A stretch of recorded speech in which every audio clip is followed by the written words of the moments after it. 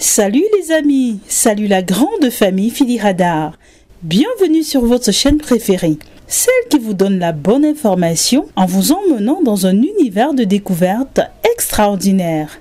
Eh bien les amis, aujourd'hui nous allons faire un tour du côté du Niger, précisément à Niamey, où les autorités de transition ont décidé de prendre leur destin en main contre la CEDEAO, c'est-à-dire la Communauté économique des États de l'Afrique de l'Ouest. L'on se souvient déjà du coup d'État qui a eu lieu dans le pays il y a de cela quelques mois, le 26 juillet 2023 pour être précis. C'est à cette date que le général Tiani a renversé le président Mohamed Bazoum. Alors, quelle est l'évolution de la situation dans le pays? Avant de commencer, abonnez-vous si ce n'est pas encore le cas et activez la cloche de notification pour recevoir toutes nos vidéos. Installez-vous confortablement et on en parle.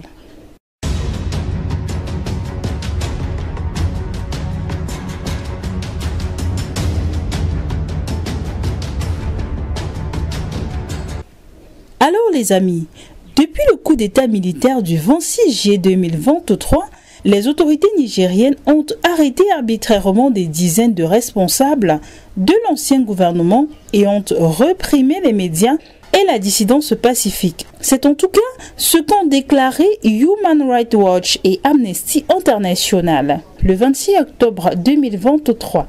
Les autorités devraient immédiatement libérer les personnes détenues pour des raisons motivées par des considérations politiques et veiller à ce que les garanties d'une procédure régulière soient respectées. C'est ce que pensent ces deux organisations. Le 26 juillet, le général Abdourahmane Tiani et d'autres officiers de l'armée nigérienne du Conseil national pour la sauvegarde de la patrie, abrégé CNSP, ont renversé le gouvernement du président Mohamed Bazoum. Depuis le coup d'État, M. Bazoum, sa femme et son fils sont détenus au palais présidentiel de Niamey, la capitale, et d'autres responsables ont été également arrêtés. Les autorités ont menacé, harcelé, intimidé et arrêté arbitrairement des journalistes, des jeunes et des opposants politiques présumés, ainsi que des personnes exprimant des opinions critiques.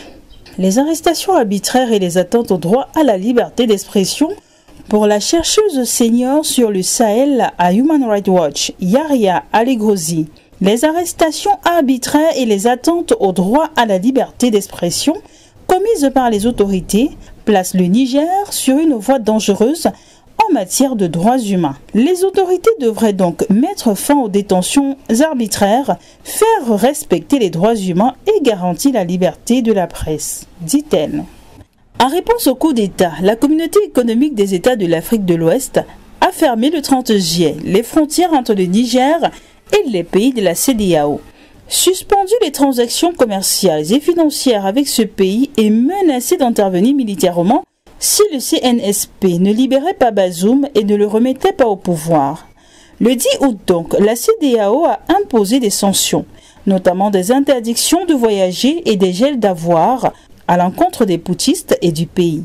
Le 22 août, l'Union africaine, à son tour, suspend le Niger de la participation à ses organes, institutions et actions, mais exprime néanmoins une position réservée sur une éventuelle intervention militaire ouest-africaine, appelant à une approche pacifique pour le retour à l'ordre constitutionnel. Le 11 octobre, les autorités nigériennes ont donné 72 heures à la coordinatrice résidente des Nations Unies, Louise Aubin, pour quitter le pays, accusant le secrétaire général des Nations Unies, Antonio Guterres, de sabotage pour avoir exclu le Niger de l'Assemblée générale des Nations Unies en septembre. Il faut dire que depuis le coup d'État, les autorités ont arrêté arbitrairement plusieurs responsables de l'ancien gouvernement, notamment Sami Mahamadou Issoufou, ancien ministre du pétrole, Amadou Adamou Souley, ancien ministre de l'Intérieur, Kala Moutari, ancien ministre de la Défense, et Ahmad Jidoud, ancien ministre des Finances. En septembre, les autorités les ont transférés dans les prisons de Filingué-Sey, de Kolo dans la région de Tillabéri et de Niamey, et les ont inculpés d'atteinte à la sûreté de l'État, tribunal militaire.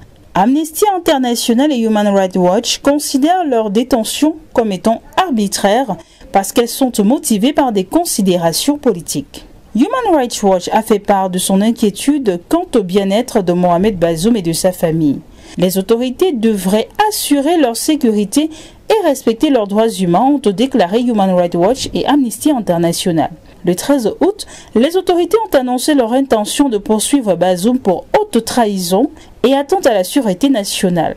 Mais il n'a pas encore été présenté à un juge. Le 18 septembre, Mohamed Bazoum a déposé une requête auprès de la Cour de justice de la CEDEAO à Abuja en évoquant des violations des droits humains commises à son encontre et à l'encontre de sa famille pendant sa détention.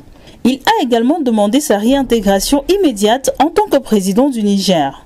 Le 3 octobre, Salem Mohamed Bazoum, fils du président déchu Bazoum, a contesté la légitimité de sa détention devant le tribunal de grande instance de Niamey.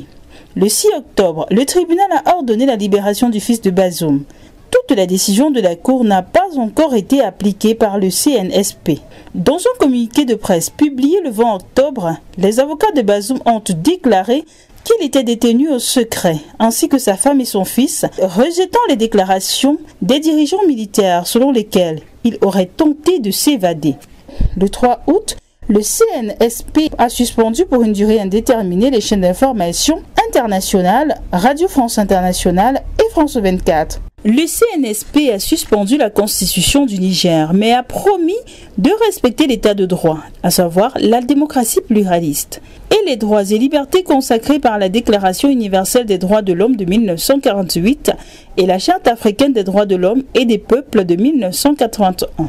Le pacte international relatif aux droits civils et politiques auquel le Niger est partie garantit le droit à la liberté d'expression et interdit les arrestations ou détentions arbitraires.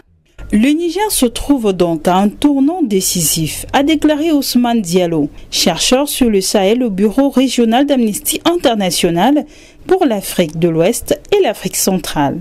Voilà, chers amis, c'est ici que nous nous arrêtons pour aujourd'hui. Que pensez-vous des tensions qui règnent au Niger? Comment apaiser la situation conflictuelle qui prévaut dans le pays? Laissez-nous vos avis en commentaire. N'oubliez surtout pas de vous abonner à la chaîne, d'activer la cloche de notification, de liker et de partager la vidéo. À très bientôt.